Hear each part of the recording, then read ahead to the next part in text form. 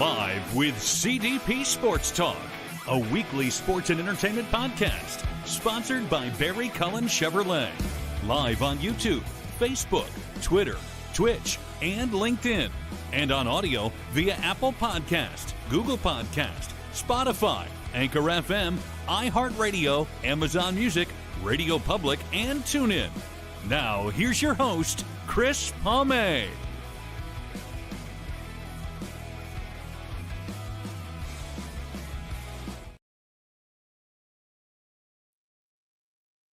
Good evening, everybody. Welcome to season 14, episode 16, overall 731 of Live with CDP Sports and Entertainment Talk Show, brought to you by our friends at Barry Cullen Chevrolet Dealership, located at 905 Woodlawn Row West in the Guelph. 905 Woodlawn Row West in the Guelph, Ottawa. Check out their website, barrycullen.com, for the newest selection of new and pre-owned GM vehicles, along with their great selection of OVs, electric vehicles, as well as Cadillac vehicles as well. You can call the dealership at 519-824-0210 and tell them Chris Palme sent you, or you can email them at info@barrycullen.com. Barry Cullen Chevrolet Dealership has been family run and operated here in the city of Guelph since 1969. I hope everyone is doing well on this. I can't believe it's already Tuesday, July 7th, 2026. I had a busy day today. I was at Toronto Argonauts practice at the University of Guelph Alumni Stadium, and I was able to get a couple more Argos player interviews, which will be on my YouTube channel and all my social media platforms very soon as well. And one announcement before we bring on our special guest tonight is my Run for Pause 40-yard dash for the Cambridge District Humane Society to see me run 40 yards in less than 14 seconds. It's going to take place on Wednesday, July 15th, approximately 1:30 after the Argos practice is over. And we're going to see if the old guy who's 54 can run 40 yards in less than 14 seconds and raise some money for the Cambridge District Humane Society, and also get the manager of media communications of the Toronto Argonauts, Chris Belnovich, to finally come on my show as well. So it's a win-win-win for myself and for the Cambridge District Humane Society. And hopefully you guys can come out to Argos practice on Wednesday, July 15th at 1:30 p.m. And speaking of the Argos, the Argo Bells podcast show with myself and Nick Small will take place sometime this week, and we're going to air a couple of those interviews. And the Argos are back in action on Friday, July 10th, 8:30, when the Boatmen take on the Winnipeg Blue Bombers. I'm looking forward to my guest tonight. It's her first appearance on our show. We met through TikTok. She is a romance novelist, author, and she's a part-time poet as well. And she's from Northern Ontario. And we're going to bring on our guest right now, Roxanne LoMarc. And we're going to bring her on right now and talk a little bit about her book and a little bit about herself as well. Hi, Chris. Hello. Technical difficulty there, but thank you so much for coming on tonight. Thank you for having me. I'm really excited to be here. And this is your first time on a show like this, right? Yes, my very first time on a podcast talking about the author thing and books and writing. So a little bit nervous, but I'm sure it'll be fine. The first of many shows in the future for you. We'll see. So how are you doing, and how was your Canada Day holiday up in Northern Ontario on July 1st? Oh, Canada Day, it was hot. That is all I really remember about that day. There was no barbecue, no fireworks. I was just lying out in the That's heat, okay. trying to survive. But it's always a good day because people tend to get it off, and you kind of just laze around with family, do whatever you want to do, kind of celebrate being free. And everyone thinks about it differently, but for me, it's all about connecting with family and just having an easy day and not worrying about work and things like that. How about you? I basically had my birthday last week, and I did a lot of working last week, but I also did some shopping on Niagara on the Lake at the Outlet Mall. And then I went to a butter tart festival this past Saturday in Fergus. I love butter tarts, and it was a great festival, and I got some content from it. And then Sunday, I went up to my cousins in London, Ontario, for a family barbecue. I hadn't seen them in almost a year, and so it was a pretty good and productive week. And I also do 4 or 5 talk shows on top of that. So Wow. I'm actually more busy now doing this self-employed and self-taught than when I worked in a company. Amazing. So Amazing. And I was just lying down and you did all of that. That's amazing. Wow. I love what I'm doing. It's not work when you have a passion for something. By the way, what's your favorite thing about Canada? What's the one thing about Canada that you love the most? Oh, that's a good question. You know what? I've heard Canada described as like a melting pot. And I think what I love the most about it is the diversity. I love that anywhere you go, you're kind of just expecting to see beautiful people of all walks and talks of life. And it's just we kind of put Canada first here. Everyone is Canadian when you meet them. And I think I like that. I think I like that people greet you with a smile more often than not, or that little, that tight little lip thing that we all tend to do in that nod. Yeah. I love how polite everyone is here. I like the beauty of the country too. Like where I am in the north, the winter time is just gorgeous. It's almost like a postcard. Like all the trees, they all look like Christmas trees. And I've seen moose up here, and I've seen fox and deer up here. And I just think that this is an awesome country for the people, for the actual land. And honestly, I can't think of anything that I don't like about Canada. How about that? For me, it's butter tarts. Butter Oh my tarts and goodness. the fall. And the fall. My favorite seasons of the year are fall and winter. You love the winter too. Okay. I Good. find the summers are getting too hot and humid, and maybe that's why I'm now 5'4", 5'5" from the heat. Yeah. It'll ring you out. The heat will ring you out. The summer used to be my favorite season until I think this summer. It's been too hot. And I was born in Jamaica, and it's been too hot here in Canada. So I might be switching it up to the fall as well as my favorite season. I don't know if I can fully embrace winter, even though I do love the way it looks and the way it feels. It gets really, really cold where I am. So maybe fall, spring, and butter tarts are awesome. I agree with you there. Yes. Raisins or no raisins? Either one, actually. I'm Same cool. here. I'm cool with Same, raisins. Yeah. Hmm. same here. Now, Yeah. you said you're originally from Jamaica. I've never been to Jamaica. Is Jamaica really hot and humid like it is here too? Okay, so Jamaica is hot, but Jamaica is, I hate to say it, it's a dry heat. It's not Okay. humid like it is here. I know people always say that dry heat is different from wet heat, but it really is. And the thing about the island is there's always a beautiful breeze, and there's always amazing shade trees. So it's hot, but you're not dying in the heat. You're not like desperate for to be inside. And if you're outside, you're usually doing something that's keeping your mind focused anyways, or you're at the beach, taking a nice dip. So the way I remember it, and I haven't been back in a long time, so maybe I've romanticized it a bit. It's the perfect heat. How much of an adjustment was it coming from Jamaica to Canada, especially with the 4 seasons here? It was an adjustment. I don't know if this was done purposefully, but when I came, it was smack dab in the middle of winter. So we came snowstorm, just complete shock to the system, going from tropical weather to instant snow. But it was fun for us because I was a kid. So it was a lot of fun. We played outside. When you're a kid, you kind of adjust a lot more easily than I would say an adult would. So we managed. Yeah. Roxanne, I'm based out of Guelph. Can Mhm. you just tell us a little bit about yourself?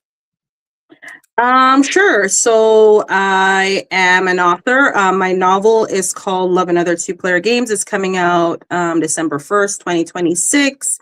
I'm a mom of 3 kids, live in Northern Ontario, like we already discussed. And I like words.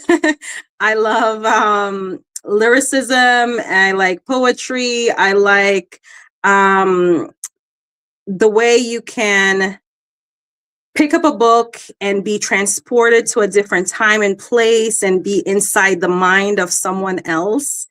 I spend a lot of my time reading, and also, taking care of the home. I'm a homemaker.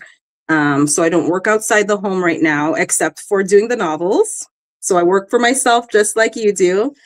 And I think that pretty much sums me up.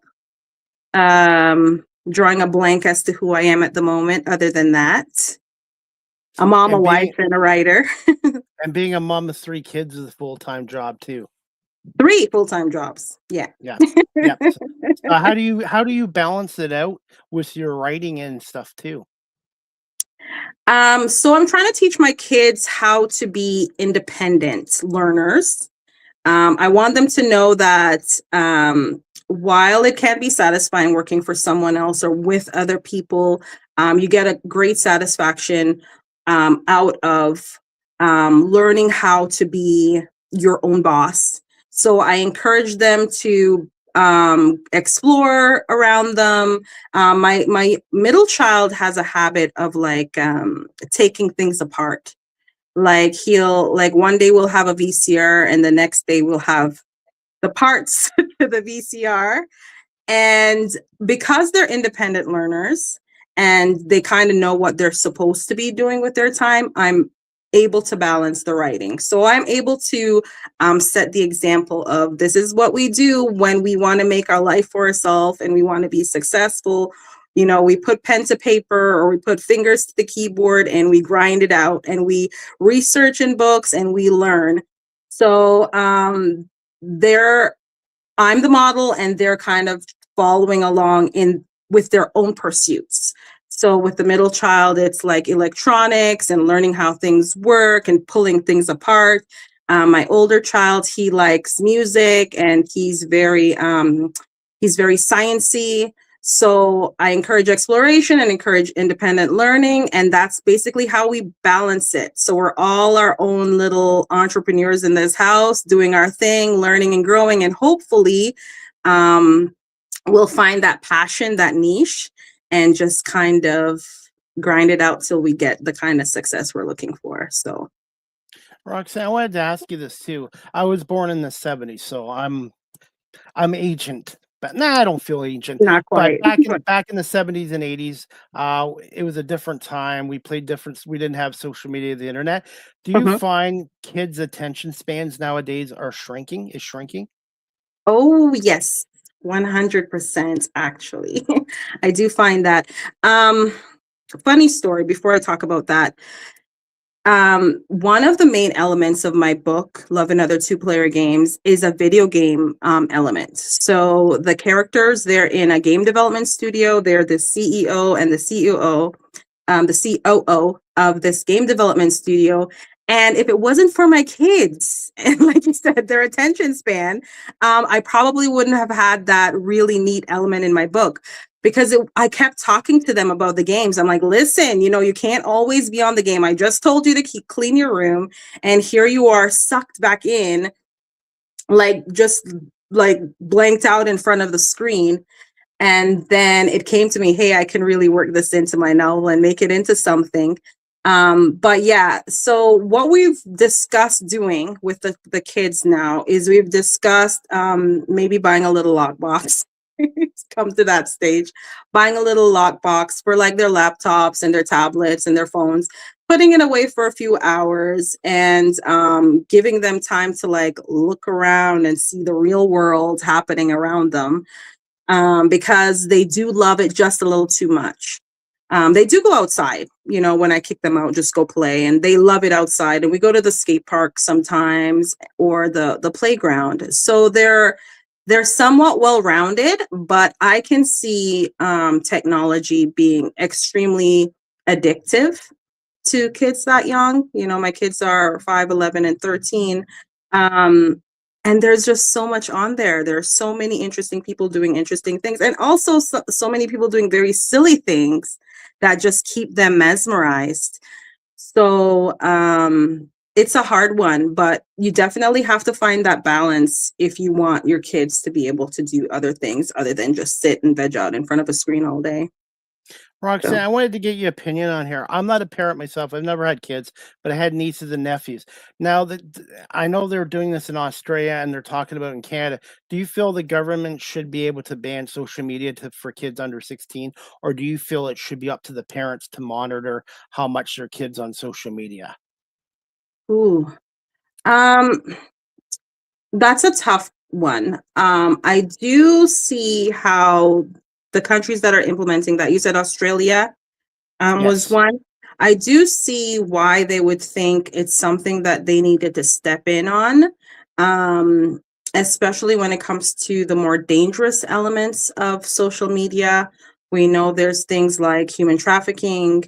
There's things like AI being misused or abused to produce materials that are harmful to kids, or using kids images in those harmful things. So I can see why they would want to step in. I do think that there's definitely the biggest role does fall to the parents though. um and to be honest, usually with age restrictions, it's just a matter of ticking a box. Are you over the age of 13, or are you over the age of 16? And I don't see it being a huge limitation if somebody wanted to just pretend they were. Like if you're 15 now in Australia and all of a sudden you have to wait one more year to talk to your friends online, I don't see the 15-year-old saying, okay, well, I'll wait the full year. Maybe they would, but maybe they just say, yeah, I'm 16 and continue about their day. So it's a tough one. I think what it is really, it's more like a signal um, to parents that, hey, we're finding some kind of like disturbing things about social media and children. We're seeing some negatives. We're seeing some drawbacks. Maybe you as a parent should be paying more attention, directing their attention to other places. So for me, it's more like a signal that we need to pay more attention rather than, yeah, I feel the government should always step in all the time, because it's not always effective. And I think parents can be more on the ground, for lack of a better term, because we're right there and we know our kids, like we know their limits and we know what other things they could be doing or should be doing. So yeah, it's one of those things. It's up for debate. What are your thoughts on AI in terms of shrinking the workforce, but also in the schools and also as an author writing? Do you find the AI is kind of shrinking everything?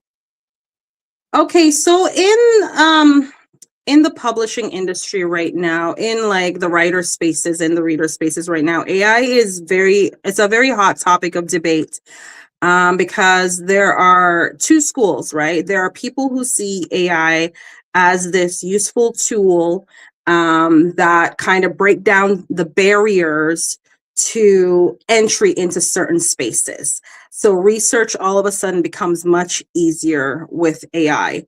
Um, for me, however, generative AI specifically, and this is where people might prompt AI to produce a work that's similar to someone else's work. For instance, say I become a popular author or something, or let's just pick, I'm not going to pick somebody. Let's just make up an author. I don't know, Juliet Simmons, whatever. And say somebody wants to write like her, but they can't.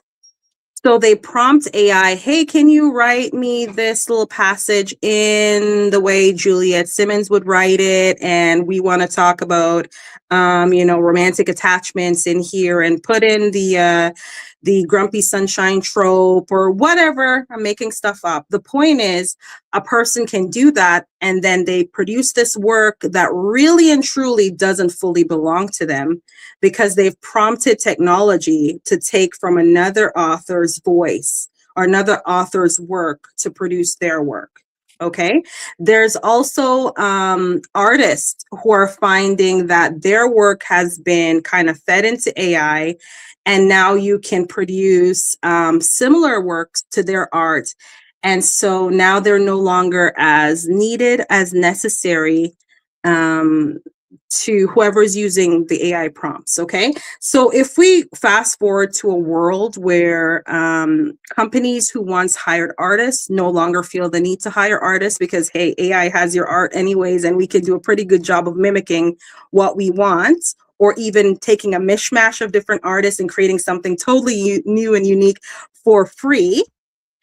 Or say there's a writer who now can just jump over the process of learning craft, right? Because with anything, it takes practice, it takes time. I'm debuting in December, and I expect that in 10 years, maybe on my 10th novel will be better than this debut, because I've grown, I've learned, I've been practicing, I've been writing, I've been doing. But now with AI, you can kind of jump steps. You can just kind of say, hey, just do the work for me. I'll prompt you. I'll tell you exactly what I want it to sound like, who I want it to sound like, and AI spits it out. And I think that's a real problem for many people being displaced. And also, it's just, it feels a little icky, a little unfair. But I can see a time where the things I'm saying right now might seem like I'm coming from a place of privilege. Like, oh, well, you have your full faculties and everything, and it's easy for you to say, but what about the person who is not as, hasn't learned all their grammar or whatever, and you want to like block them from this space that everyone belongs in. So I can see a time where AI is almost like advocated for in this way, and anyone who speaks out against it will seem kind of dodgy and kind of privileged. But for me, I think that there is a role for it for like research purposes, but to generate work that should be original and created by your own mind and your own hands, I think that there's less room for AI in that way. But I can get in trouble for saying this because it's very controversial. People have their different opinions on it. For me, I would rather write the thing myself. You know what I mean? I want to feel that sense of accomplishment, that this came from my mind, even if it was inspired by the many books I've read or the many shows I've seen. It's still percolated in my brain and then came out my fingertips. So that's me personally. I do use AI sometimes for my editing video when I'm extremely busy, Okay. but I use it in small doses. I think social media platforms, the internet, AI, if you use it the right way, use it correctly, and use it in the appropriate amount of doses, I think they're good tools. You just don't want to ever become 100% reliant on AI and also social media platforms and internet. And one thing too is some of these social media posts, you really have to be careful because sometimes the AI is so good you can't tell what's real and what's not real. Do you mean like when people have their hooks or their captions or even the On actual TikTok, video?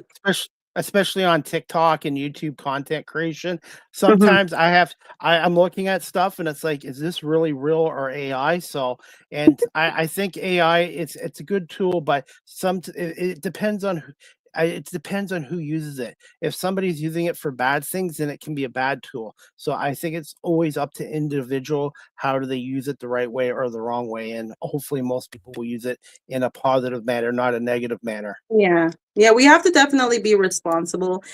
And yeah, I think that even though it is up to the individual to use it correctly and to make sure you're not replacing yourself and Yeah. shrinking your own brain, because it can become so easy to just say, let me just ask ChatGPT, how do I say this? Instead of actually digging deep and thinking your own thoughts and saying, what do I feel about this? Myself, not ChatGPT, what should I feel about this or how should I say this?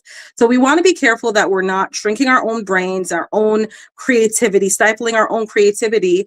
But I do think that there's room for regulation because with anything, most people will use it for good, but a lot of people will use it for bad. And so there has to be something that says, hey, you can't do these things. For instance, I think it's Sean Austin. Do you watch The Lord of the Rings? I've heard of it, but no, I haven't watched it, but I know what it is. Okay, well, one of the actors from that, I suggest you watch it. Okay. If you get a moment.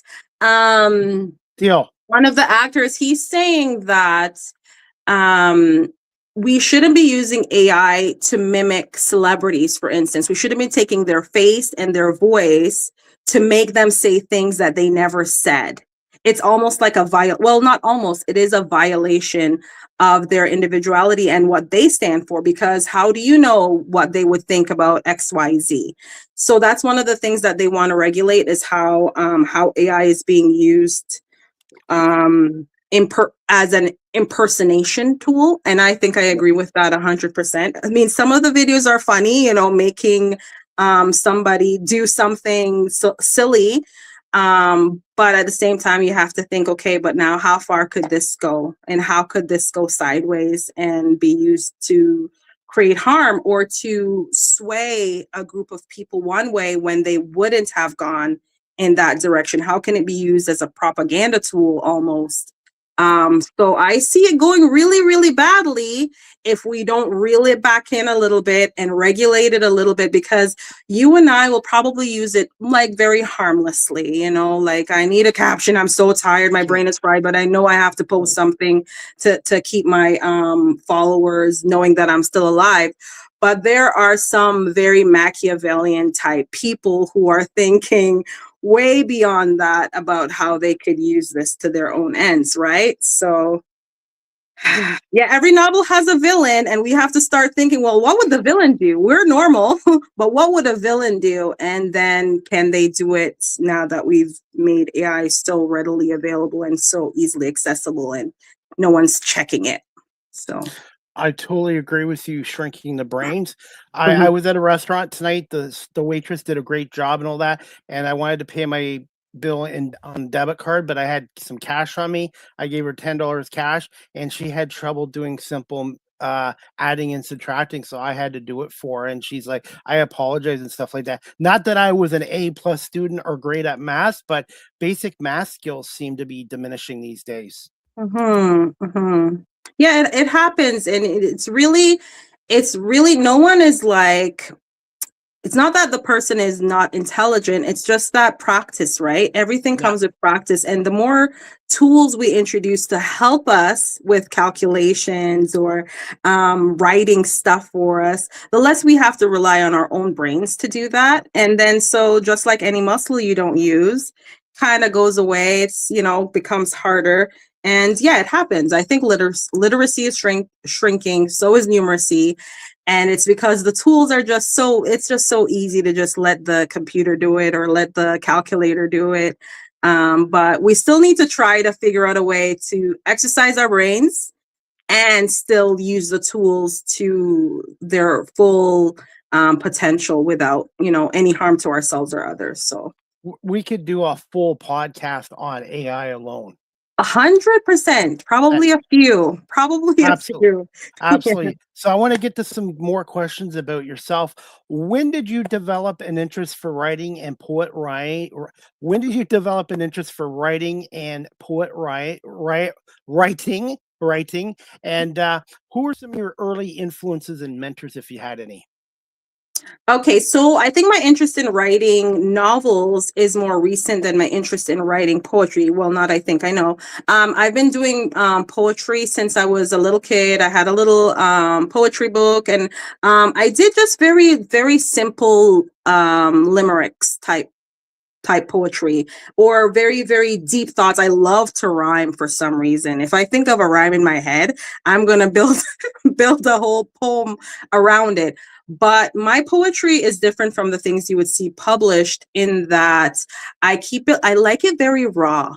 I like it very raw and very real and very like unrehearsed and unpolished. Whereas with a novel, it's something that you want to see edited multiple times, and you want to just kind of drag out the process. When you're writing a novel, you might dump your novel all in one go over a few months, and then you put it in a drawer, you let it breathe, you think about it for 2 weeks. Then when you come back at it, knowing that you're going to rip it to shreds. You're going to like pull it apart and then put it back together again. You're going to chuck chunks out. You're going to put new chunks in. And then it's going to like go through this cycle of creation and destruction until it becomes something meaningful and something entertaining. With my poetry, it's kind of just for me. So I write something, I feel something, and then I put it down and I put it aside and no one ever sees it. Maybe 1 or 2 poems have made their way onto my social media, but all the rest of them, hundreds of them, are just in notebooks, never to be seen by the light of day, because they're just my thoughts and I'm expressing my thoughts. So the poetry has been with me since I was a kid. Novel writing is new, and I think it's probably a natural extension of my favorite hobby, which is reading. I think that a big influence on my writing is actually Sidney Sheldon. I don't know if you know him. I dream a genie. I dream a genie. I dream a genie. I don't know if that's what I'm. Even though I say he's one of my biggest inspirations, I don't think I've read all his stuff. But I do remember finding a half a book when I was between the age of 8 and 12. I can never remember how old I was. So this is in Jamaica. This is before I knew that there were libraries around. And I just read whatever I found, or I saved up money. And then we'd go to Christmas market, and whatever money I had, I would buy a toy or a book or both. And they were like my little treasures. But this one day I found half a book. It was If Tomorrow Comes by Sidney Sheldon. And if you find half a book, you read half a book, right? So I read the first half of this book as a little girl. And yeah, and then I was just transported into this world of this girl named, I think her name was Tracy. She was a lawyer, and then her whole her world came tumbling down. And I think the book left off when she was in like on a ship in a barrel, and she was sick, and then somebody pulled her out of the barrel, and then the book ended. I was like, oh no, what happens next? And it wasn't until 10 years later I came to Canada. I was a reading buddy at the library, meaning that I read with little kids who wanted to learn how to read. And then I remembered, oh my goodness, how did this book end? And I go to the librarian and I explain the book. I don't remember anything. I don't remember the name. I don't remember the author. I just tell her this is what happened. She was a lawyer. Then she got a canary, and then the case was like nullified because of something bad she did. She lost her livelihood, and she became kind of a con artist. And this librarian, this brilliant librarian, actually knew what my garbled explanation was and said, oh yeah, Sidney Sheldon's book, If Tomorrow Comes. And I finally got to see how that story ended. And then I just hoovered up all his writing. So I think that he's probably a big influence, even though I didn't realize it. And then there's also C.S. Lewis, who wrote The Lion, the Witch, and the Wardrobe. That was my favorite Christmas gift of all time from my aunt. And there's just been a lot of books that have come into my life at the right time, kind of sucked me in, took me away from my mundane humdrum life for a little while. And they've become like the building blocks for who I am now. So there was also Anne of Green Gables was a huge one. And now I'm writing contemporary romance. It was a bit of a marketing decision on my part. Number one, who doesn't love love, right? Who doesn't want to see two people get together and fall in love and have their happily ever after? So there was that. And also was easier than doing a historical, because I was like, oh, I'm not going to do all this research. I just want to write about the here and now. I want to write about feelings. And so I did what I thought would be perfect for who I am. So contemporary romance it was, even though Sidney Sheldon is general fiction, and the other books I mentioned, they're kind of kids' books. I ended up in this space, and I think I'm happy here. I think this is my home. if I ever write something different, it might be a little bit more sci-fi than I have right now. But yeah, and so what you have to do once you've written a book, I did it the wrong way around. You actually have to find comparables so you know where your book fits on a shelf. So you don't just write, bring it to the bookstore and they put it up there. There's this whole process. There are these tastemakers, agents, and publishers that you have to go through to make sure your book has a unique enough message, is commercial enough that people are actually going to want to buy it, going to want to read it. You have to figure out who are your book buddies, who are you going to sit beside on the shelf so people know, okay, if I pick up this book, then it's going to be kind of like this book and I'm going to enjoy it. Because, think about anything you buy, you want to make sure you're going to like it before you buy it, right? In this economy, right? You're not going to be spending money all willy-nilly. So the economy is kind of shrinking too. Yeah, it's tough out there. Like the writing, publishing space is really, really tough. I think probably only 30%, and I'm making the stats up. Okay. I don't think the whole world reads. I think maybe 30% of people actually read. And Wow. I think probably less than that, like read for fun, like you have to read your school books and stuff but once you've left and you're out in the workforce, how many people are picking up books and how many people are picking them up repeatedly, right? And that's kind of what you have to think about. That's the business side of writing. So you have to think about, okay, are people going to buy this with their limited dollars, with, when they need groceries and they need shelter and they need clothing, are they going to buy this book? So the creative side of you is you have this story inside and you're going to write it to the best of your ability. And, you love the characters you're writing about and you love the message and you just think it's going to be a hit. But then the business side is like, okay, but you're also competing with the Sidney Sheldons of the world, people who they already know it's going to be a banger of a book when they pick it up. And you're new. We all know that, a debut, you're new at this. So there's like a lot of thinking that goes into this space. It's a huge challenge, but it's so much fun too, and it's so interesting. Writers, I think, have to be the most idealistic of people to think, that I'm just gonna put my words down and somebody's gonna read them. Somebody's gonna pay money to read it and put it on their bookshelf. And it's just amazing. I actually forgot the question. So if you could repeat it before I keep rambling. Actually, I forgot it too. So it happens. I try to remember. I will remember when I'm not trying to remember. It's like when you lose something, you look for minutes, for hours, scrambling to find something. Then the minute you stop looking for that item, it shows right up magically. Exactly. Just like with this. So yeah. But I wanted to get your thoughts too. Being a romance novelist or author, do you find that it's diminished for writing romantic books? Do you find that topic is kind of diminished over time? I wouldn't say so. I think that if you look at bestseller lists, you probably find a lot more literary fiction novels on there. And when I say that, I mean novels that are maybe more about an idea than, say, two people falling in love. But I feel like romance readers are really loyal to romance books. And I think the romance genre is not going anywhere.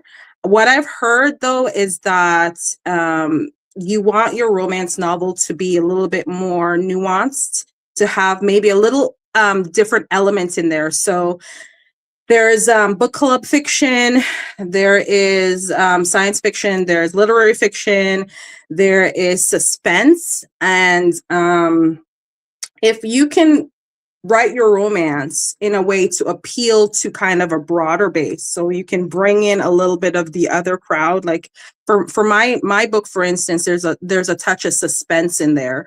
So people who want a little bit of a danger element, who like the excitement of like a chase or, specifically a stalker, will be drawn in. But I don't think the romance space is dying. I think it's very, very healthy space. And it's also very, very diverse. So there is, it ranges from clean and wholesome to dark romance, and people have, you know, different preferences for the romance they want. But like I said, there's no way love is going anywhere. It's one of the most powerful human emotions. And when you're reading a book, you kind of fall into that space, and the feelings that the characters are feeling, you're kind of feeling it too. And love is one of the most addictive emotions to feel. Who doesn't want to feel that warm hug of you know, a first kiss or a first hug, or to see two people connecting on an emotional and a deep level. It's one of those things that I don't think people can get sick of reading. So now I am not in the behind the scenes though. Like, there are agents and publishing houses who would know a lot more, probably AI. If we asked AI, he would know, right? Whoever the AI guy is. The AI brain would probably know, you know, what genres are hot right now and where is romance going.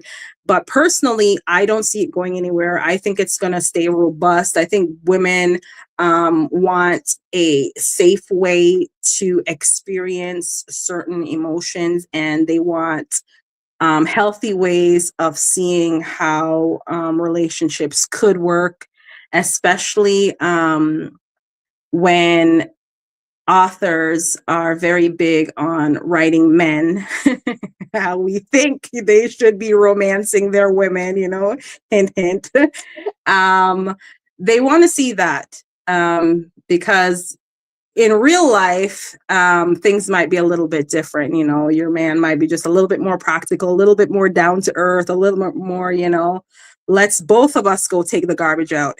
In the romance novel, you know, the man's taking the garbage out and he's bringing flowers and he's taking you on dates and you're flying in a helicopter here, there, and everywhere.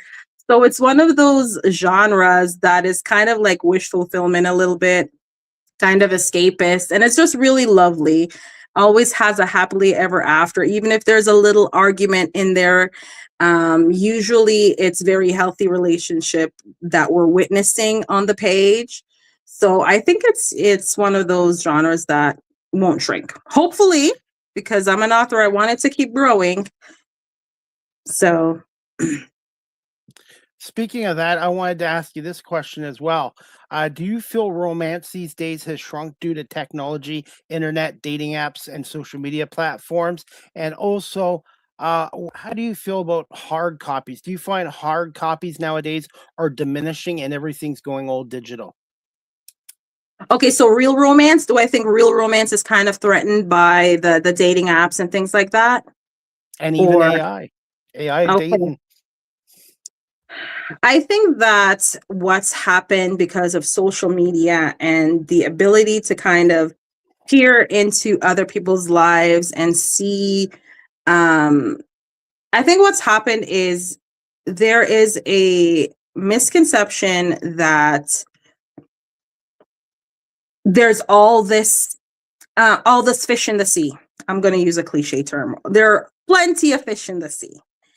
And so back in the olden days, people might just date someone they met at church or met at the grocery store or met at a bar or met on the street. With technology, now that pool of people you could potentially meet seems like limitless, right? And on top of that, now you can kind of compare, you know, people, and you can kind of say, well, maybe I could pull someone that I didn't think I could pull before. And maybe it's not limited by availability or who's close to me, but who I can direct message and who will message me back. So I think dating has gotten tougher. It's gotten easier and tougher. Easier because now, yeah, there are dating apps for you to connect with someone else, but tougher because now your mind is thinking that there's more available to you than in actuality there is. But I don't know. I think that I'm not no longer in the dating game, so I I'm happily married. So for me, it's probably not something I can speak to very coherently, but I feel like it's probably tougher dating scene out there now, even with technology making people feel like, you can connect a lot closer. I think also your phones can kind of get in the way of romance. I don't know how many nights I've spent like laughing at TikToks or being in the comment section of TikTok videos instead of connecting with my spouse, face to face. I almost want like that lockbox that I'm gonna get for my kids. I might slide my phone in there too, so I can like, connect a little bit more with my loved ones. But so I think it's tough. Like I think it's a two-way street though. It's made it more easy to connect or to initially connect, but made it harder to connect on a deeper level, a more meaningful level that's gonna lead to like lasting relationship status. And it's also up the comparison game. You're no longer just taking one person for who they are, trying to get to know them. You're now comparing them to the models you see on social media and the celebrities you see. So yeah, it's one of those things where it's like a double-edged sword, right? You feel like you're getting more closely connected and you feel like there's more availability, but I feel like the connections are less meaningful and that there's more pressure to look a certain way or be a certain way. And people are getting probably a little bit more shallow, a little bit more, I not think social careful. skills have I think social skills have diminished a bit. I think so too. I think so too. I think you're right there. Yeah. Yeah, we need to get back to the days of like connecting with people, talking to people. Like if you go on a bus these days, people will be on their phones or have their headphones on, and it's fine, Yep. right? It's your time to do with what you will. But there were days where people looked at each other in the eye, smiled, made small Yep. talk, and so we're more social and we're less social. So yeah. Absolutely. Absolutely. Hey, Roxanne, I want to promote your book. Just tell us about the inspiration for your book, a romance book called Love and the Other Two Player Games, your inspiration, and how you came up with the title of it as well. And congratulations on it being released, December December 2026? 1st, 2026. Thank you. Okay, so the inspiration came from a few places. Initially, it was not a romance novel. Initially, it was a way for me to explore certain themes. I wanted to explore grief very deeply. I wanted to explore what it meant to say goodbye to someone, to lose someone. I think one of the reasons I wrote it initially was because I read another book and the author, for some reason, kind of glossed over the death of a loved one. And I thought to myself, no way, no way. Grief changes you fundamentally inside and out and forevermore. And you cannot be the same as you were before you experienced that thing. So that's where it started. And then some other things happened. Like I said, I was like, you know what? I'm going to make it a romance. It's not going to be just literary fiction of me mulling over, these deep thoughts. It's going to be a real person experiencing this and what might that look like. And then with my kids always playing video games, I'm like, I'm going to make her the CEO of a video game development company. And so there were pieces that were pulled from here and there. And I didn't even realize there are so many influences in that book that I see now when I'm rereading it after editing and revising and thinking deeply. I'm like, oh, I see a little bit of that in there. And that's probably what I was thinking about when I wrote this piece. So it's kind of a mashup of book club fiction, literary fiction, suspense, and a little bit of sci-fi because of the tech side of things. I do go into tech a little bit in this book. And so what it is about the CEO of a game development company who's experiencing the loss of her co-CEO, and her board of directors decides, okay, she's losing it a little bit. We're going to send in some reinforcements. We're going to hire this financial consultant because she's distracted by her friend rather than paying attention to the business. And then he comes in and the sparks fly as they butt heads, but they're also gonna fall in love. I can't pretend that that's not gonna happen. It's called Love and Other Two-Player Games. And the title came from the video game elements and the fact that I wanted to show that love or a partnership rather can really help you to get through things that you wouldn't be able to get through alone. And so anybody who plays video games know, they're one-player games, but love is a two-player game, and that's where that all came from. It all comes together when you read. I might have rambled just now, but when you read, you'll be like, okay, I get what she means.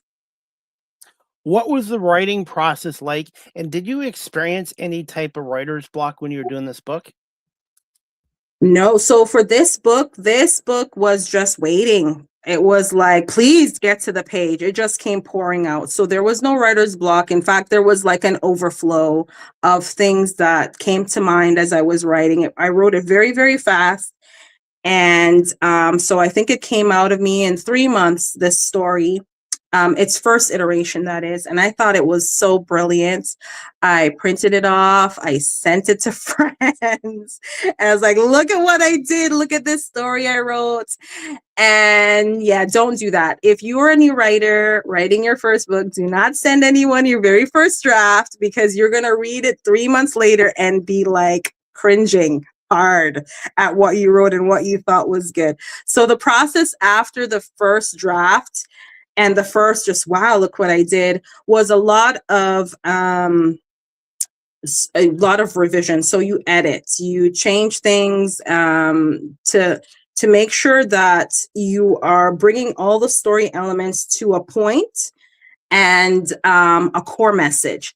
Also with writing, there is character arcs that you want to follow. You want to make sure your character starts one place at the beginning of the book, goes through a transformation, and ends up in a different place. Usually what you're doing is you're having your character explore, heal a wound. So there's something, or even change a misbelief. So there's something they thought, there's something that they strongly believed in, or some wound that they had. And over the course of this book, some transformation is going to take place. They're going to have some realization, they're going to change, or they're going to at least be given the opportunity to change.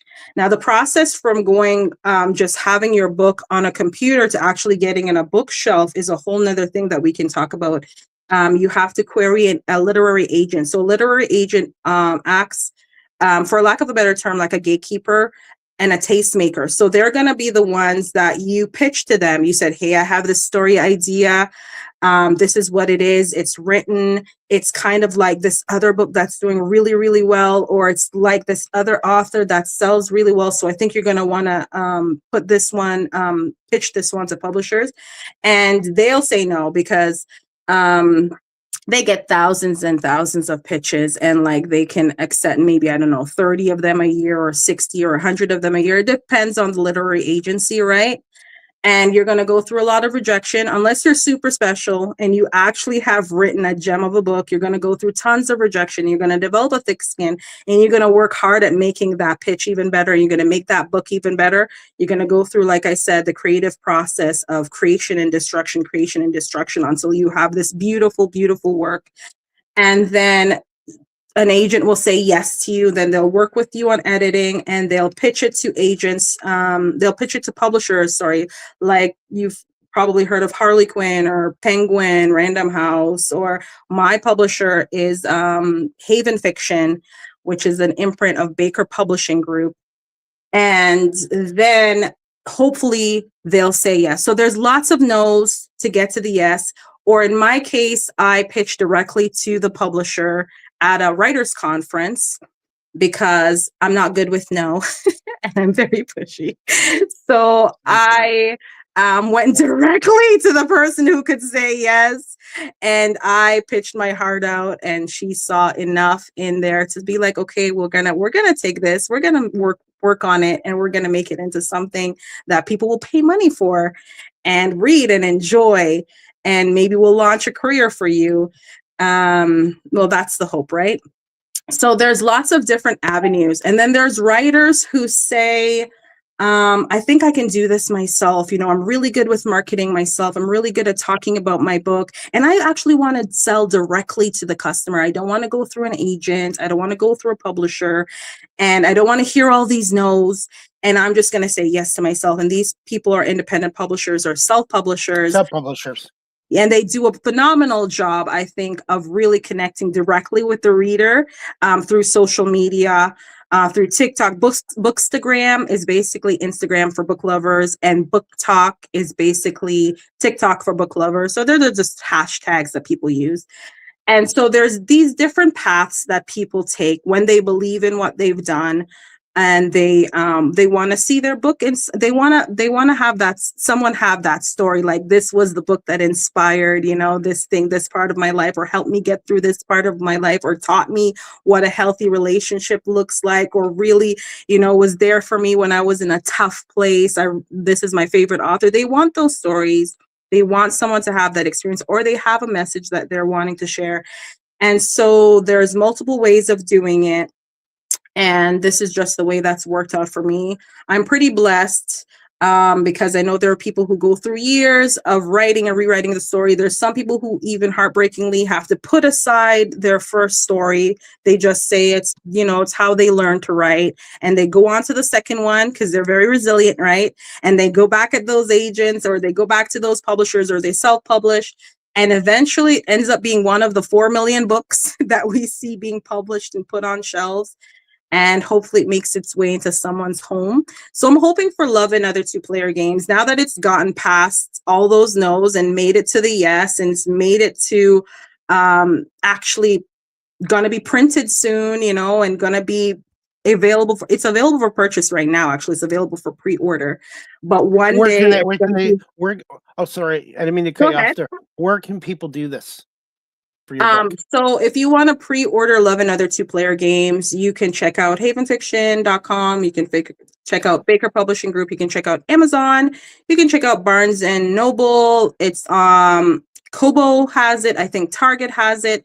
Basically, if you Google Love and Other Two-Player Games, Roxanne LoMarc, there'll be a whole bunch of different ways to pre-order the book, and then it'll be there ready for you to warm up your winter. And hopefully you'll like it. But remember, it's a debut, and take it easy on me and the reviews, okay? I think that we did a phenomenal job of making this book. And I say we because once you've gotten that yes, it becomes a collaborative project, and you get like editorial feedback. So an editor who's like seeing all the books on the shelves, or books like yours, will be like, this is kind of what readers, might expect to happen here. Or did you think about this? Or do you really think that this is the best direction to take that? They'll kind of tweak things in your mind. You still have to do the writing. You still have to do the editing, but they'll ask really interesting questions because you only know your work, and you're very, very close to your work, to the point where you become blind to what the value or that worth of it is. And so these external people, editors, they can kind of see more clearly because they've seen multiple books, and they're not as close to it. They're not as like, their heart and soul's not in it. Their blood and tears is not in it. So they can be more business minded, or they can be more, what's the word? I don't want to say neutral, but they have a clearer lens than you do. That they can help you elevate it beyond what it was before, so that it's something that not only can you be proud of, but someone else who doesn't know you, who isn't your mom, I'm going to tell you, you did really great, baby. Someone else can actually read it and say, yeah, this is actually really good. So that's why I say we worked really hard to make a really good book for romance readers out there. And I'm really hoping people like it. I'm going to be hopeful and say I think they will. So did you ever thought about self-publishing, or did you know that you wanted to traditionally publish this book? I knew I wanted to traditionally publish, and the reason is I am really great for the initial push for everything. And I think I'm okay at marketing as well. But what happens after a time is that I lose my initial drive, my initial energy. And so I knew I needed to have like an external partnership with somebody who was also invested in seeing the book make it all the way to the shelf, because it takes a lot to get it there.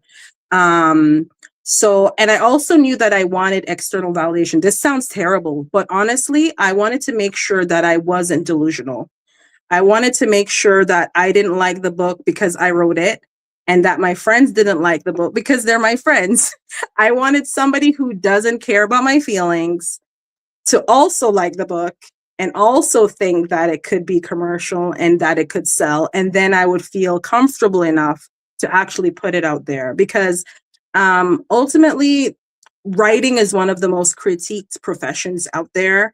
Like, if you want to sell and if you want to show up on Amazon's like front page, you have to get a lot of reviews. So you can self-publish, and a lot of people do it and do it really, really well. And they do completely fine because they have that confidence that they know what they're doing. But for me, I'm confident to a point. But I'm also one of those very, very hopeful people. I don't hear no. I keep going. So I didn't want to just assume that I'd written a good book. I wanted someone to say, yeah, you did write a good book. So that's where the traditional publishing comes in, because they're kind of like, they're not going to put something on the shelf if they don't agree that it's good and that it's going to sell. So that's why I went this route. And I needed I needed the deadlines. I needed someone else to say, yeah, you have to have this done by this and this done by this and this. Because if it's all me, 2-3 years in, I'm going to be like, well, I wrote a really nice book. Let me put it beside my poetry in my drawer.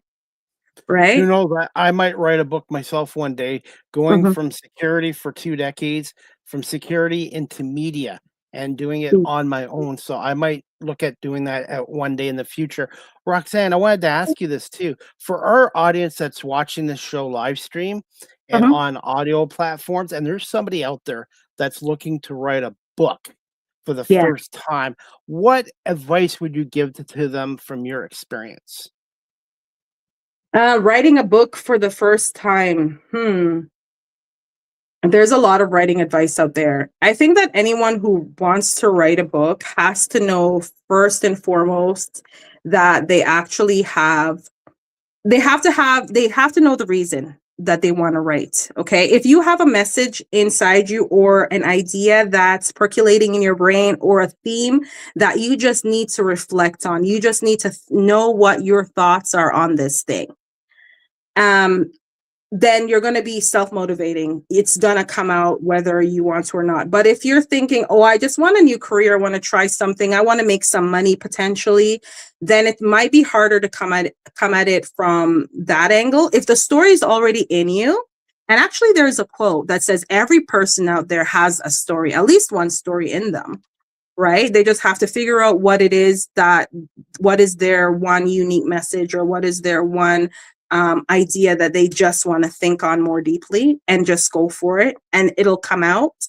There are people who will say write every day, even if it's 10 minutes a day. Open your laptop, have a ritual around it where you sit in the same spot, you have maybe your coffee or your tea, and you write, even if it's a sentence, even if it's a paragraph, just write something. There are people who will tell you have a notebook and a pencil. I think that's a good one. Have a notebook and a pencil, because as thoughts come to you, you want to jot it down, and maybe you'll have written a book. You'll have a notebook full of ideas without it even being an effort.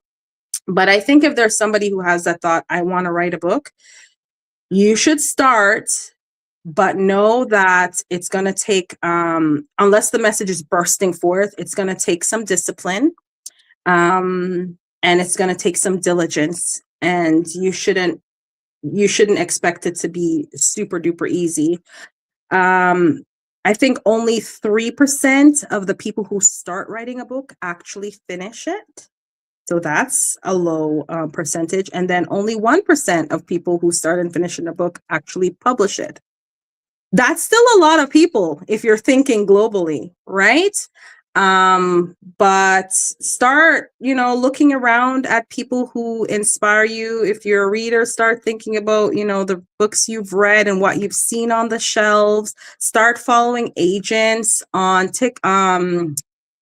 Twitter. Twitter is a good place to find agents, and Instagram. Start following them because they'll talk about the writing process. They'll talk about publishing. Start following authors on social media, and kind of see, get a lay of the land. But for me, how it went was, I just one day, hey, I want to explore this idea. And I sat down and I wrote it, and 3 months it was done. Well, I thought it was done. And so everyone's going to have a different story. Lots of authors talk about rejection being huge. Like, you get That a lot happens immediately. no. Yeah, you got a lot more no's than yes. And, a lot of it feels lonely as well. So if you can find, a writing group, that's a good thing too. There are Facebook groups for writers. Join as many things as you can, but don't let these other things get in the way of the actual writing. So the best way to write a book is actually open up the laptop. It doesn't have to be a fancy document. It can just be Word. That's how I wrote mine. I just opened a Word document, and just started writing. And I think that my years of reading was behind me, giving me that push. It was a terrible first draft. I'm going to admit that now. But I got through it because the story was already just brimming, was just at the tip of my brain, and it wanted to get out. And everyone will have a different method. But if you try to get perfect, like, if you start reading craft books, it's very good, but don't let it stop you from the actual starting. Just start. The idea is already there. That's why you have this thought, I want to write a book. It's already there. So just start. Figure out what the idea is. If you want to be an outliner, you can outline just 4 acts, what happens in the beginning, what happens in that second act there, what happens in the third act. Third act is usually very dramatic. And then what's the resolution? What's the end to the story? And it can be just a simple outline, and then you build on it, and you build in characters. Don't have too many characters up front, by the way. People's attention span, like we talked about, they're not going to be able to keep track of everyone. Just write a really simple story, build on it, edit it, and then start reading a ton. You have to read. If you want to be a writer, you have to be a reader. Look at what's on the bookshelves, because they've made it past the rejections. And yeah, just write. That's By my the own way, advice. Mhm. that's great advice. By the way, ironically, before we did our show tonight, one of my guests that was on my show about a week and a half ago, she's a mental performance coach for athletes and coaches, and she has Oh, her own cool. podcast show. And she just sent me her book that came in the mail today. It's about mindsets for players and athletes, but it really applies to everyone as well. So that's a book I look forward to reading, and I need to get back to doing more reading instead of digital reading. Get back to reading hard copies and stuff too. Well, I think both forms of reading are okay, because you're still consuming the information, is still getting in there. I like, holding a book in my hands, but either way works. And she sounds really cool. I might have to go back to your shows, because I think authors could use those kind of performance coaches too. Yeah, her name is Dr. Ibra Jaime. Okay. I'm trying to remember her last name again. I have so many Mhm. guests. What I'll do is I'll email you the link for her show. She was Okay. great. We just didn't talk about sports, but mindset and belief and working with performers and stuff like that, and how to get them to relax in pressure situations as well. Very, Hmm. very, very smart woman. And she just wrote a book, and I just purchased her book, and she just sent me a copy of it. So I'm looking forward to reading it as well. So Cool. before we wrap this up, Roxanne, thank you so much for coming on tonight and giving us more than 45 minutes. And I'm going to put you on the spot with these last couple of questions as we wrap up. What is Okay. 3 words? What is 3 words to describe yourself, and one fun fact about yourself? Okay. 3 words to describe myself. I would say creative. I would say kind of bossy. I'll admit to that. And I'm a bit of a worrier these days. I hate So that am that's I. my third word. Oh my goodness. I can relate. I I'm can a bit of relate. a worrier these days. So I've been trying to find ways to like not pay so much attention to the news and doing those, let me worry about what I can control and let Sure. go of what I can't. One fun fact about me, ooh. I got a football player on this today. When I did finish my interview at the Argos practice today, at the end I asked him one fun fact about himself, and I stumped him, and he said he's never been stumped by a media before. So I always like to throw that in on my shows. There's a few fun things about me. Unfortunately, the fun things are also very embarrassing. Very embarrassing things. Let me think of something. Oh, you know what? One fun fact about me is that I really love, it's not fun. I really love uh hold on, just give me 2 seconds. Be fun, be fun. I'm gonna go with something lame. I really like planting trees. Sorry, I couldn't think of anything better. Yeah, I'm thinking of doing an interview actually with the two trees that inspired book two. They're two trees that were born at the same height, and I planted them pretty much the same method in the same soil, and yet one tree has blossomed 3 times as big as the other one. And so their inspiration for book two, which is the B story, the secondary story behind the love story, is a story about twins. And they look the same on the outside in this case, but one is thriving and one is not. So I guess one of the fun facts about me is that I take inspiration from nature. For lack of something actually fun, I'm so sorry. And maybe one day you'll write a book about me and your first experience on a podcast. Hey, I'm actually going to write the date down because I do tend to write down important dates, first time published, first time, publisher said yes, first podcast with Chris Palme. And I do hope you write that book because I think you can write a really great book about being an entrepreneur for sure. And it's not been Yeah. easy. And all my opportunities I've had to work and reach out for. Nothing's been given to me. And Mm-hmm. you find your passion, and I can tell how passionate you are as well. And I think you're natural on a podcast. So you have an open invite to come back on my show again in the future if you'd Oh, like. great. Thank you for sure. I'd love to come back on. Yes, yes. Maybe book two or closer to the release date of this one. And I'll be more prepared because I'll know what your last question is going to be. And a fun fact about me is Mhm. I have never been on an airplane at Oh, the age of wow. 54. I've never been on an airplane. I have a fear of flying and heights. And Okay. also, I'm left-handed, and I think you already know I'm down to 5'4". You change your height every time we talk, though. So now I really don't know how tall you are. Are you 5'1"? Are you 5'5"? I'll figure Don't it out tell one me. of these days. Def Definitely, and, hey, as we wrap the show up, it's called Ask the Host CDP a question. CDP, by the way, are my initials, so, Okay. um, just ask the host CDP myself a question. Do you have one for me to put me on the hot seat as we wrap this up? Ooh, okay. Ask the host a question. Okay. Why do you love hosting so much? What is about hosting? Why was this the thing that drew you and has taken so much of your passion and time? I think my former career in security prepared me for this because when I was in security for 24 years, I had to learn how to public speak. I had to learn to listen. I had to learn to ad lib, think, and show empathy for others. I learned how Mhm. to interview people. And during the pandemic, I had a work divorce with my other company. Both sides were ready to move on. I got a taste of broadcasting through volunteering and doing camera work. And the camera work led to my podcast show. The producer didn't believe me when I said I'm starting on my own podcast.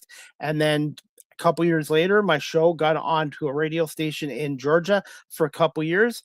I've had traditional radio and media kind of snob my work, but you know what? I use that I use that as motivation. And I tell people, I tell students in high school too, when someone tells you no, it doesn't Mhm. mean you failed. It means it's a temporary, not for now. And you Yeah. use it as motivation to keep getting better and improving.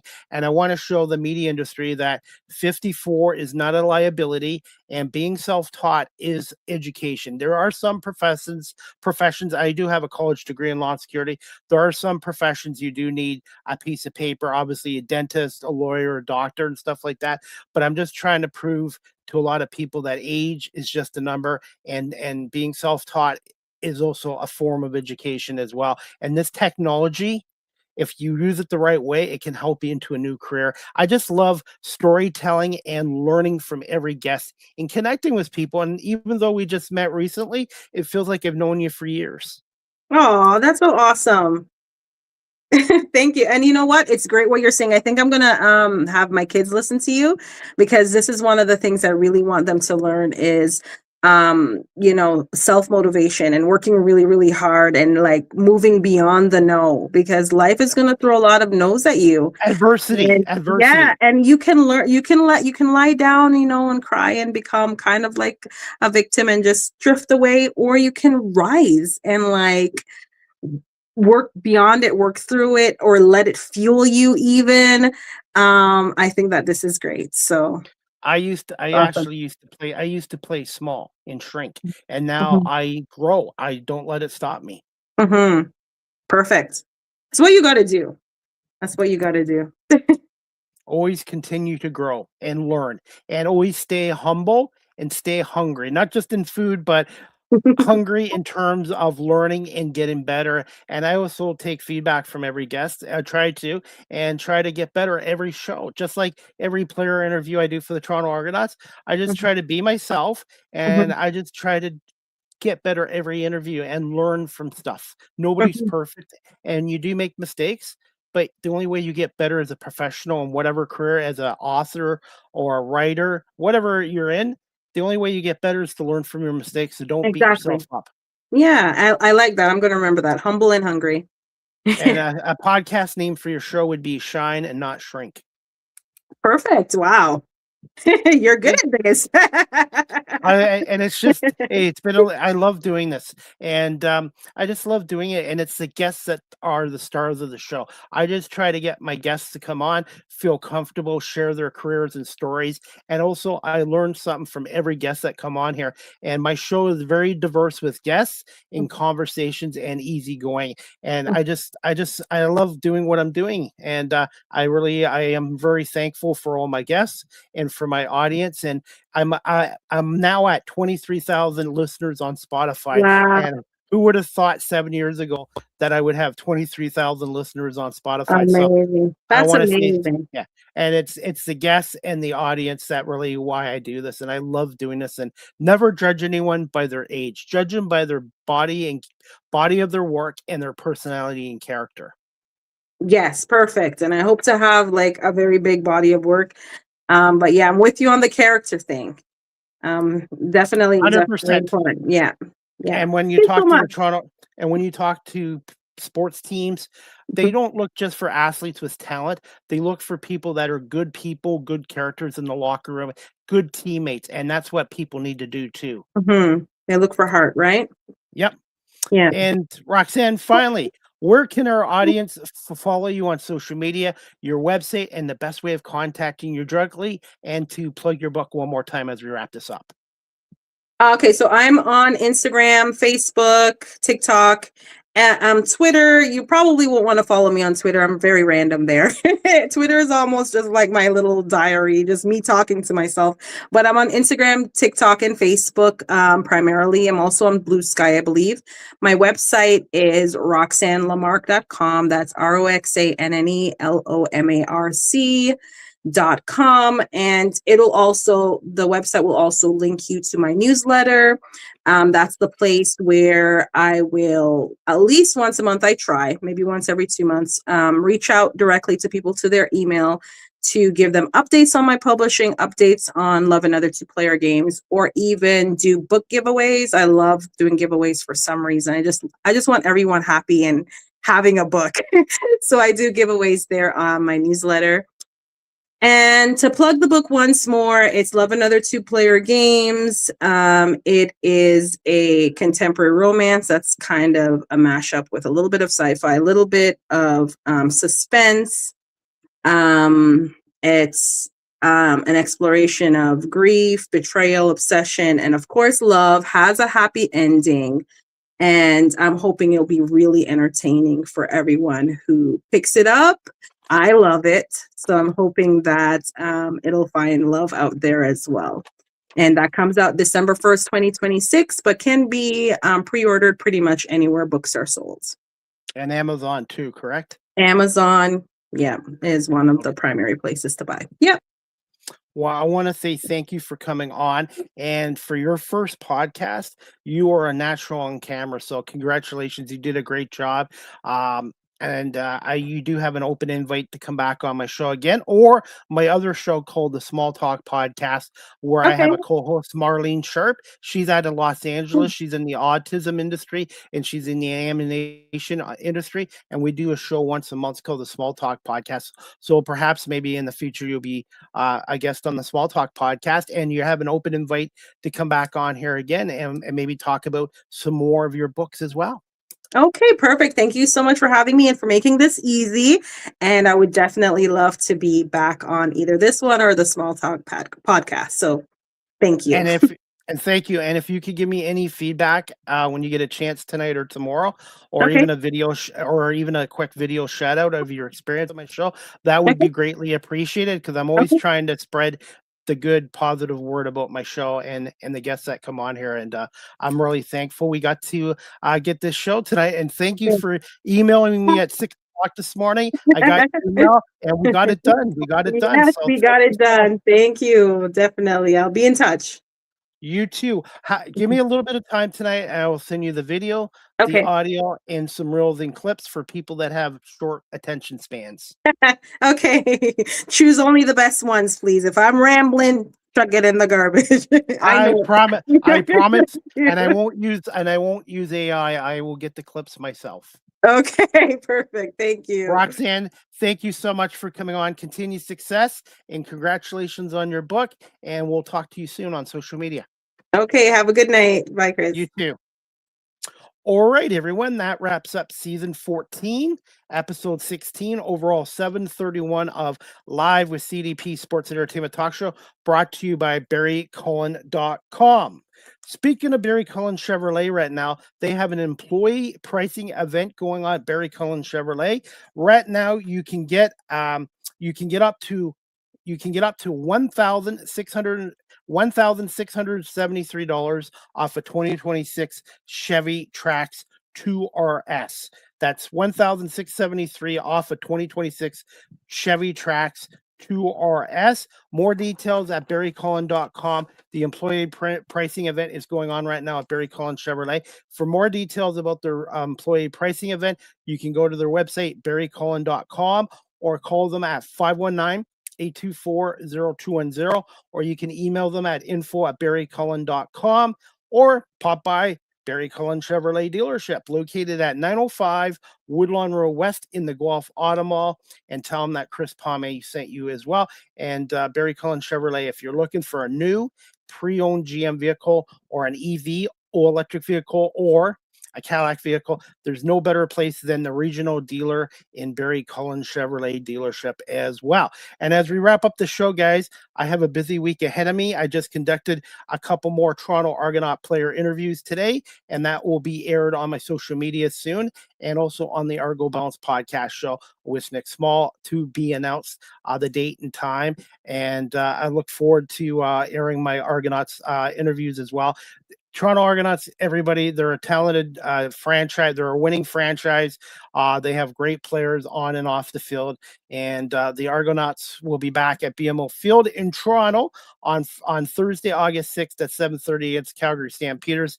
But the Argos right now are playing their games on the road as they're working to get BMO Field ready from the World Cup of Soccer into the CFL as well. And speaking of World Cup of Soccer, I'm not a big fan, but I have been following it because there's been 13 games in Vancouver and Toronto. And World Cup Soccer update today, Argentina 3, Egypt 2. And the other game today, Switzerland 4, Colombia. Switzerland and Argentina advance in the final 16 as well. And last night, Belgium defeated the US 4-1. So Belgium advances and the USA is eliminated as well. So it's getting down to the final 8 of the World Cup soccer as well. And it's been a big success as well. And as we wrap up the show, guys, my next live with CDP Sports and Entertainment Talk Show is going to take place on Friday, July 10th at 11 a.m. That's Friday, July 10th at 11 a.m. with my special guest, a friend of mine. It's her second appearance on our show. Her name is Kumutha Ramanathan. Kumutha Ramanathan. And she is the CEO of the Summit, and she is also a public speaker, and she used to be on Bloomberg Radio as well. So Friday, July 10th at 11 a.m., Kumutha Ramanathan will be on our show to talk a little more about the happenings going on as the CEO of the Summit, her own business group, and as a public speaker as well. And she's had a great career in media with Bloomberg Radio, and also I believe with Yahoo and CNN as well.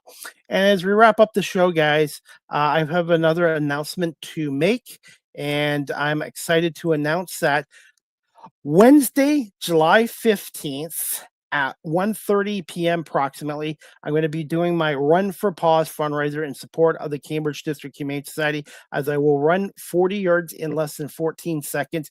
You can sponsor me at paypal.com/paypalme/Chris Palme, or you can donate to me directly in person with cash, or donate directly to the Cambridge Humane Society website, cambridgehumanesociety.org, and just mention it is for the Run for Paws fundraiser by Chris Palme. My goal is to raise $200 for the Cambridge District Humane Society, as well as running the 40 yards in less than 14 seconds, and to get Chris Belnovich, the manager of media communications for the Toronto Argonauts, to come on my talk show as well. It's a win-win for everybody. So if you're able to help, thank you so much. And I want to say thank you to Nick and Ken, two Toronto Argonaut fans, for sponsoring me, and also a thank you to my cousins in London, and hopefully we will get that $200 goal. So again, guys, Wednesday, July 15th, approximately 1:30 after the Argos practice here in Guelph, you can come see me run the 40 yards in less than 14 seconds. It will be recorded on video as well and posted on all social media platforms. And as speaking of social media and the Cambridge District Humane Society, if you're looking to adopt a pet, check out the Cambridge District Humane Society, 1650 Dunbar Road in Cambridge, across from the Center Mall, Cambridge Center Mall. Telephone number 519-623-7722, extension 0, or visit their website, cambridgehumanesociety.org. All the pets that are up for adoption, their pictures and profiles are on cambridgehumanesociety.org, and Michelle and her staff do a wonderful job looking after our homeless furry friends and ensuring they get adopted into good homes and families as well. And as we wrap up the show, guys, again, Live with CDP Sports and Entertainment Talk Show is live streamed on YouTube, Facebook, X, Twitch, LinkedIn, and on Instagram, and hopefully soon on TikTok. And you can also check out my website with some of my best interviews, beacons.ai/Chris D. Palme. And as we wrap up the show, guys, you can also follow me on TikTok at Chris Palme on TikTok. I post a lot of content there as well. And also StreamYard is the official live stream provider of Live with CDP Sports and Entertainment Talk Show. And finally, guys, you can email me at cpalme19@gmail.com. And also the audio version of Live with CDP Sports and Entertainment Talk Show is available on iHeartRadio, Amazon Music, Spotify for podcasters, Apple Podcasts, Breaker, Pocket Cast, Spotify, Castbox, LinkedIn, Pandora, Tuned In, YouTube Music, and Good Pods. Please subscribe, like, and share. And that is about it for tonight's show, guys. I want to say thank you to my guest tonight, Roxanne LoMarc. Roxanne LoMarc, author and a part-time poet, for coming on as well. So thank you to Roxanne for coming on here tonight. Please check her out on her social media websites. I will put them on as we wrap up our show. Her website, again, is roxannelomarc.com. She's on TikTok, Instagram, Twitter, X, Threads, Blue Sky Social as well. So thank you to Roxanne for coming on, and also to the Toronto Argonauts today for my media opportunities with a couple players. I hope everybody has a great night, and we'll see you back here on Friday, July 10th at 11 a.m. with my special guest, Kamutha Ramanathan, CEO of the Summit and a public speaker as well. That is about it. Thank you to you, the audience, for watching this on live stream, and to my audience on my audio platforms as well. And of course, a big thank you to Barry Cullen Chevrolet dealership here in Guelph. Check out their website, barrycullen.com. Have a good night, everybody. And again, thanks for watching and listening to Live with CDP Sports Entertainment Talk Show, hosted by Chris Palme and brought to you by our friends at Barry Cullen Chevrolet dealership.